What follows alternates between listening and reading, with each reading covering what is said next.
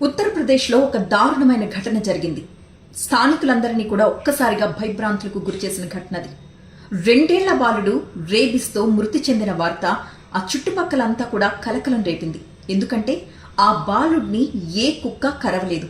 కానీ రేబిస్ ఎలా వచ్చిందో అర్థం కాక అందరూ తలలు పట్టుకున్నారు. అప్పుడు డాక్టర్ నిర్ధారించాడు, ఆ అబ్బాయికి రేబిస్ సోకడం వల్లే చనిపోయాడు, రేబిస్ సోకి కూడా 1 నెల రోజులవుతుంది అని చెప్పి.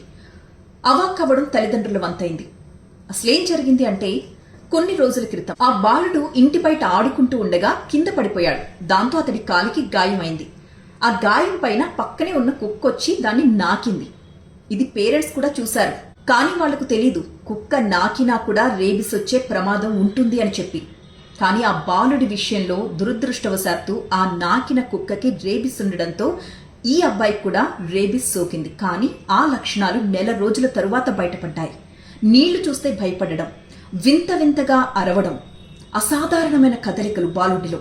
ఇవన్నీ కూడా తల్లిదండ్రుల్ని భయాందోళనకు గురిచేసి వెంటనే హాస్పిటల్కి పరిగెట్టేలా చేశాయి. హాస్పిటల్కి జాయిన్ చేసిన 2 రోజుల్లోనే ఆ అబ్బాయి చనిపోయాడు రేబిస్ వ్యాధితో. డాక్టర్స్ ఈ విషయాన్ని నిర్ధారించారు కూడా. 1 నెల రోజుల ముందే మీరు ఆ బాలుడిని కుక్క నాకింది చూసి వెంటనే హాస్పిటల్కి వచ్చి వ్యాక్సిన్ వేయించుకునుంటే బాలుడు చనిపోయేవాడు కాదు అన్న డాక్టర్ మాటకి గుండె లవిసేలా రోధించారు ఆ తల్లిదండ్రులు. చాలా మందికి ఈ విషయం తెలియదు.